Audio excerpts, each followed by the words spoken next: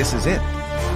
40 square meters, and somehow from this tiny space, I'm going to try to grow 1,000 kilos of food. Not for me, but to donate. Can I actually pull this off? Will this be a game changer or just wishful thinking? No clue. But here's the twist. I'm not doing it alone. I have an AI gardening buddy helping me plan, optimize, and hopefully keep me from messing this up. People need food, and I'm going to do everything I can to grow it for them. Let's see if smart planning, AI-powered advice, and a whole lot of effort can make this happen.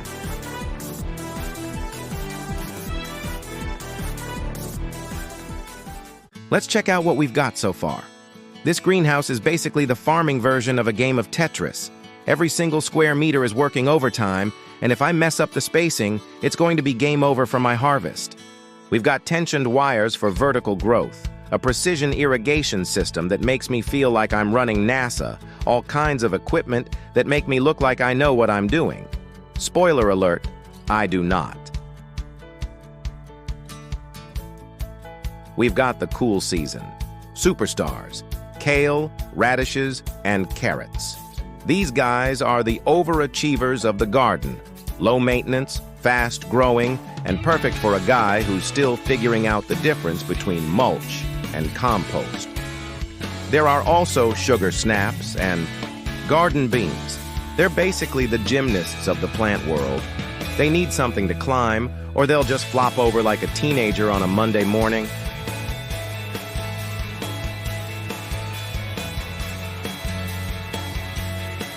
Soon, tomatoes and cucumbers will be stretching up these supports, proving that even the tiniest space can produce a whole lot of food. Now, if only I could train my dog to help with the weeding. Though knowing him, he'd probably just eat the compost. Everywhere you look, something is growing. But let's be real, I'm still learning here. Every day is a new adventure, like discovering that plants actually have opinions. Did you know lettuce throws a fit when it gets too hot? Or that zucchinis will take over your entire life if you let them? Yeah, gardening is wild.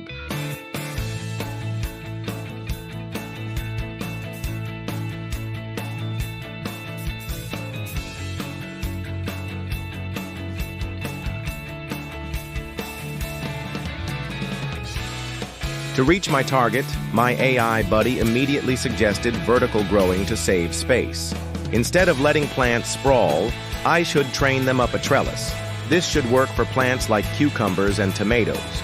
Working up a trellis should keep the fruits straighter, prevents rot, and means I can fit way more plants in the same area.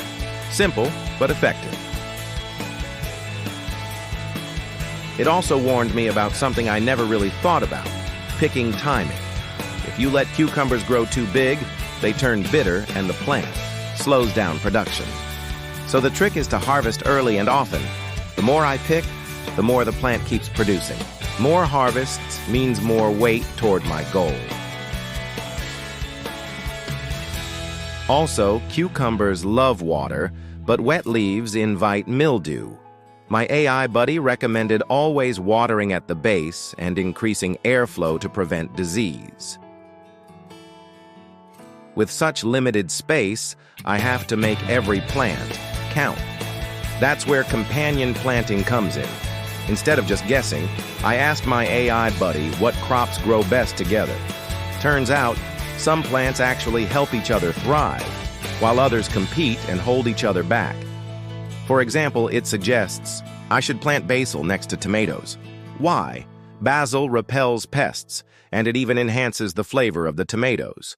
Another solid match: carrots and onions. Carrots help loosen the soil, making it easier for onions to grow deep, while onions keep carrot flies away. But it also warned me about bad combinations. Cucumbers and potatoes, not a good mix. They compete for the same nutrients and slow each other's growth. And when you're working with just 40 square meters, you can't afford plants fighting each other. One universal trick it suggested: marigolds. Not just for looks, these flowers actively repel aphids, beetles, and nematodes. A natural pest control system built right into the garden.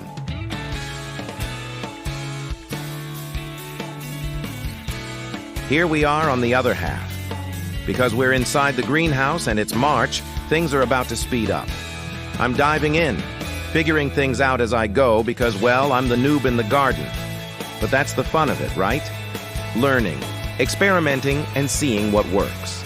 So, it's early March, and I've got this fantastic space to work with. Before I took on this challenge, the owner already got broccoli, sugar snaps, broad beans, and cauliflower planted. Now, what comes next? I'm not entirely sure, but we'll figure it out together. First, let's talk about those crops. I'm looking at about 1 to 3 months before I can start harvesting my broccoli and cauliflower around mid-spring to early summer. So, what does that mean for me?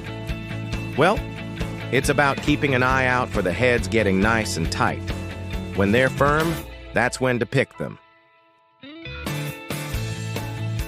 The sugar snaps. That's a little quicker. I'm looking at late April to early May for those.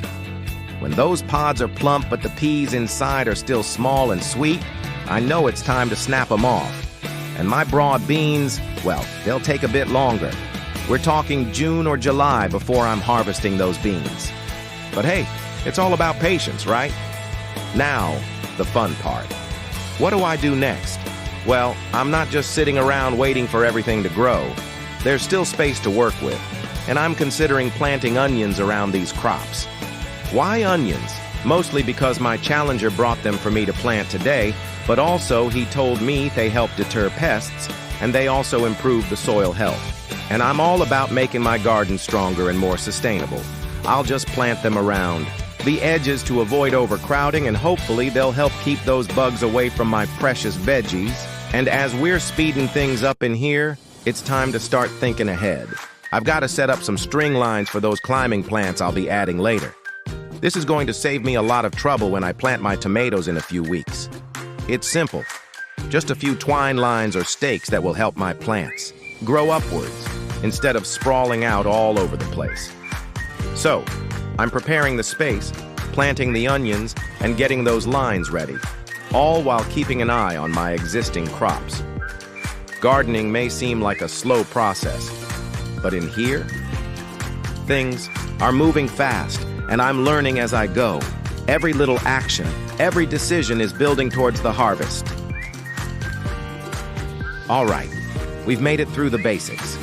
We've taken stock of what's already growing in the garden, and with the help of my trusty AI gardening buddy, I've got a solid plan in place. It's not just about having the right crops in the ground. It's about knowing exactly what needs to be done next to make this 1,000 kilo challenge a reality. We've got a great start. Broccoli, sugar snaps, broad beans, and cauliflower are already planted. With these, I'm not just watching them grow. I'm learning, adjusting, and optimizing every step of the way. The AI gardening buddy isn't a game changer. It's like having an expert by my side, guiding me through the process, telling me when to plant, water, and care for my crops. And that's what gives me confidence in this journey. So, I'll keep going, with the AI gardening buddy on hand to make sure I'm on track. All right, buckle up because we're about to take a trip back in time. I know, everyone loves a good origin story. But seriously, how did we end up here? How did this challenge come to life? Well, let me take you back to 2021 when everything started. To grow, and not just the plants, but the idea of abundance too. It all began with my best friend who, surprise, surprise, wasn't exactly satisfied with just buying his veggies from the store. I mean, he grew up on a farm in Romania and he takes health very seriously.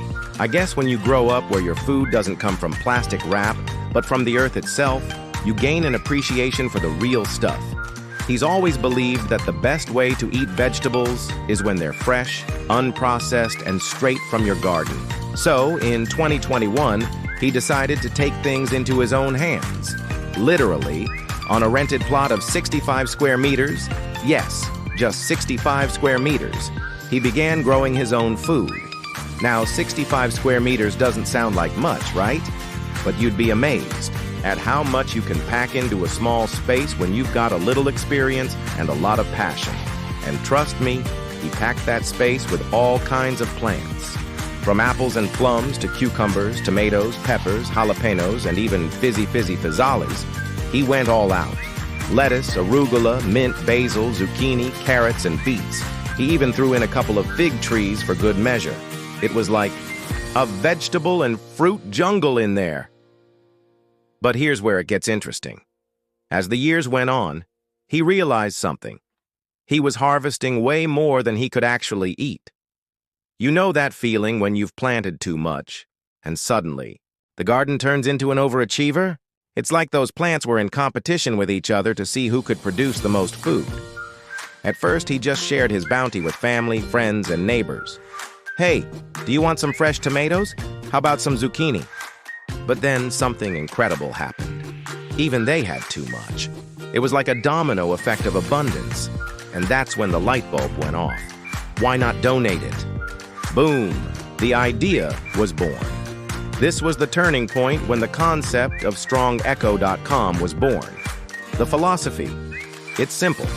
If you just go a little bit extra beyond your normal routine, you can create an abundance that you can share with others. That abundance isn't just limited to food. It's about generosity, helping others in need, and creating a ripple effect of good in the world. So that's exactly what he did. Instead of letting all the surplus food go to waste, we found ways to donate it. We partnered up with organizations that could distribute the food to people who needed it the most. And that's how the dream started growing into something much bigger than just a backyard garden. And you know what? This idea isn't just inspiring, it's been transformative. The goal isn't just to plant seeds in the soil, it's to plant seeds of hope. I think that's why it resonates so much with people. When you hear the idea of using what you have to help others, it sparks something inside of you. But here's where my part of the story comes in. Because let's be real, I work a desk job. I'm the guy who spends most of his time staring at a screen, typing away. My gardening skills? Well, I have a knack for watering plants until they're super hydrated, and for pretending I know the difference between a weed and an actual plant. Seriously, I've been learning on the go, and that's where I found it interesting to document everything on video. I thought, why not make this a fun challenge? Maybe I can help, learn something, and show everyone how to grow their own food, even if you don't know what you're doing. And who better to learn from than my best friend, right? So I started helping out in the garden. But there's just one small problem. I had no clue how to actually design or maintain a garden. I mean, I've never really had a green thumb. I've seen plants die under my watch before, and that was just a cactus. But hey, what could go wrong, right? It's not like this was a huge undertaking or anything. Spoiler alert, it is. But lucky for me, my best friend and the AI gardening buddy have my back. Now fast forward to today, March 5th, 2025. We've got some serious gardening expansion happening. The original 65 square meter plot, oh, it's still here. But we've added 2 more sections, 15 square meters and 25 square meters. That's a total of 40 extra square meters of garden space. 40. Now, I don't know if you can picture it, but that's a lot of veggies. So much room for tomatoes to sprawl out, for cucumbers to twist, for beets to, well, be. It's exciting, but it's also a bit intimidating. I mean, do you even know how much space 40 square meters is? Well, I'll tell you, it's a lot. And here's where it gets real interesting. My best friend, the guy who's been growing food since 2021, has handed me the reins on these new sections. Just me and my AI gardening buddy.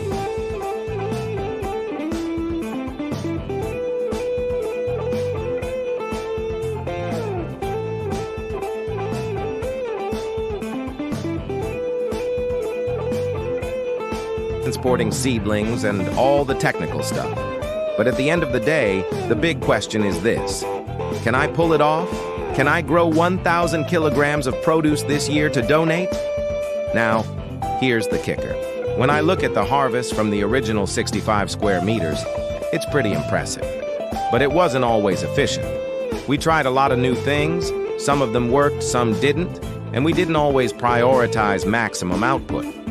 There were some experimental phases, and things didn't always go as planned. But now we have the AI gardening buddy. I'm not saying I have all the answers, but this buddy is definitely making things easier. We can track things, optimize planting schedules, and make sure that I'm growing the right things at the right time. And honestly, I feel like the 1,000 kilogram goal is within reach. There's a lot of work ahead, no doubt about it. But I'm no longer flying blind. I've been following my best friend's footsteps for years, learning as I go, and now it's time to show what me and my AI gardening buddy can do together. And just think, if I can grow all this, so can you. If you're new to gardening, don't let the whole 1,000 kilograms idea scare you. You can start small, try some plants, learn what works for you. And when you're ready, you can even help others in your own way. So here's to growing, learning, and making a difference.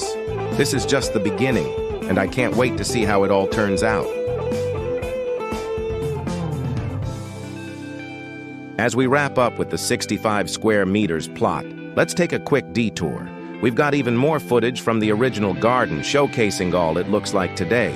We'll let the visuals play out with some music in the background so you can get a sense of it. But if you're itching to dive into the real action, the 40 square meters challenge and everything that comes with it, just skip ahead about 14 minutes, and we'll pick up from there.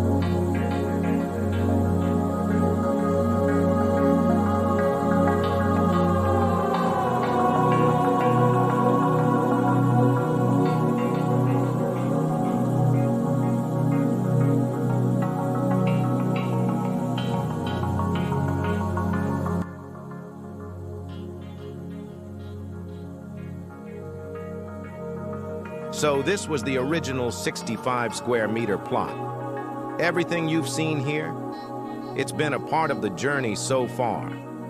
But now, let's shift gears. On either side of this plot, we've got the two new areas, where the real challenge begins.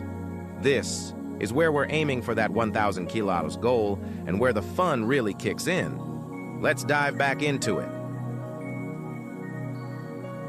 Our AI gardening buddy is going to be a major help in this challenge. Our AI is designed to provide you with the best gardening tips, tricks, and advice, so you can create the most beautiful and healthy garden possible. From soil preparation to plant selection, our AI will guide you every step of the way. It's like having a green thumb expert at your fingertips. It's also a great resource for identifying plants, diagnosing problems, and providing solutions. Our AI is always learning and improving, so you can trust that you're getting the most up-to-date information. Plus, it's available 24/7, so you can ask questions whenever you need. So, what are you waiting for? Let's get started on this gardening challenge with our AI gardening buddy by our side. All right, so here's the plan. While I'm not planting the cucumbers and tomatoes just yet, my AI gardening buddy has already suggested I get a head start by setting up the strings. This way, once the plants are in the ground, they'll have everything they need to climb and grow in an organized way. The earlier you can set this up, the better. Because by the time those little seedlings are ready to take off, the structure will already be in place. So I'm going ahead and hanging some tethers from these posts in preparation. You might be wondering, why bother doing this now? Well, the key is that plants like cucumbers will need vertical space to grow, and by setting up the strings ahead of time, I can make sure they have a clear path to climb as soon as they're in the ground. For cucumbers, this is a no-brainer. They have these little hooks along their vines that will happily grab onto the string and allow them to grow upward. Once the cucumbers are planted, it'll be easy for them to latch onto the string and they'll be off to the races. Cucumbers naturally love to climb, so all I need to do is provide them with a solid surface to latch onto, just like this string. Now, tomatoes are a little different. They don't have those nifty little hooks like cucumbers, so it's a bit more hands-on when it comes to guiding them up the string. That's why I'm preparing the strings ahead of time. When the tomatoes are ready to go in, I'll tie their stems gently to the strings to support their growth. Tomatoes need a little more help to stay upright, but once they're properly tied and guided, they'll start growing upward too. By having these strings ready, I'm creating a clean and efficient system for vertical gardening. It'll allow me to maximize the space in the garden and make sure everything stays neat. Once the plants are in, they'll have the structure they need to grow tall and strong, which will help with sunlight exposure, airflow, and of course ease of harvesting later on.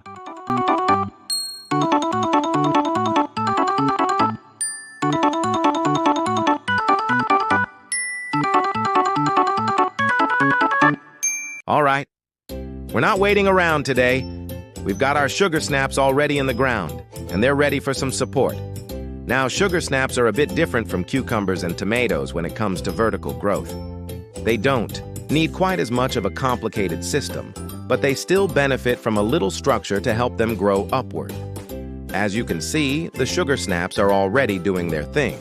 They've got these lovely little vines that will soon be reaching out, looking for something to climb on. This is where the tethers come in. We're going to take some string, wrap it around these little plants, and give them something to latch onto as they continue growing. The reason we're setting this up now is simple. The earlier you get the support system in place, the easier it is for the plants to follow the path you've created. If you wait too long, the vines will start growing in all directions, making it trickier to control. What I'm doing here is gently wrapping the vines around the string, using the natural growth patterns of the sugar snaps to guide them upward. Sugar snaps have these little tendrils that are perfect for twirling around something, kind of like their own built-in hooks. So by setting up the string now, I'm giving those tendrils a place to attach to right from the start. They'll latch onto the string, and before you know it, we'll have a neat and tidy row of climbing sugar snaps.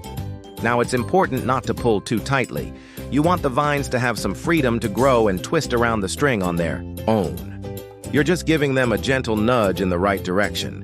It's a bit like giving them a helping hand to stand up tall. As they grow taller, I'll continue guiding them along the string. But for now, this initial setup will give them a solid base to start with. They'll be able to climb and spread out without becoming too tangled or overcrowded. This method will also help with airflow and sunlight exposure, which is crucial for healthy growth. And that's it. The sugar snaps are now all tied up and ready to grow upward. With this simple support, they'll stay organized, and we'll have a much easier time harvesting them later. Plus, it's just a nice way to make sure the plants are getting the best chance to grow tall and strong. It's these little steps that make a huge difference as the season goes on. It might not look like much now, but trust me, this will pay off big time when those sweet, crunchy sugar snaps are ready to harvest. 4. Now, I can check this task off my list and move on to the next. Here we have the red and yellow onions I mentioned earlier. I've mixed them together in this bowl, which adds a little surprise to the garden. As you can see, the red ones have that deep purple skin, while the yellow ones are a bit lighter. Mixing them together like this won't harm the plants at all. It just gives us a bit of variation, and we'll see how they grow side by side. Now, when I plant onions, I don't bother digging small holes. Instead, I simply place the onions directly into the ground, with the pointed tip facing downwards. The key is to leave the top of the onion slightly above the soil surface, just enough so it's visible, but not too much. This method works well because it allows the onions to settle in naturally while still keeping enough of the onion exposed to the light to encourage growth. I'm spacing them out along the side and back of the bed, where they'll have room to grow. With onions, it's all about making sure they have room to spread out and form their bulbs. They're quite tough once in the ground, and they don't need a lot of fuss. I make sure they're snug, but not too deep. And there we go. The onions are all in the ground, each one spaced out and ready to start growing. With minimal effort, they'll soon be well on their way. I'll just need to water them, give them some light, and check in now and then. Now we let nature take care of the rest.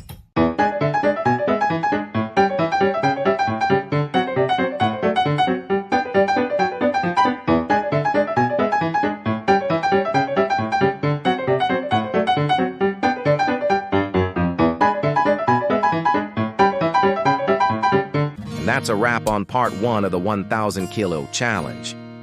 We've introduced the app and you can see the meter tracking our progress, currently sitting at 1,000 kilos. But hey, it's only the beginning of spring. We've got a long way to go, and we're just getting started. We're going all in, and trust me, it's going to be a ride. So make sure you stay tuned for all the updates, tips, and behind-the-scenes action as we work toward that 1,000 kilos mark. Hit that like button, subscribe, and follow us along on this epic adventure.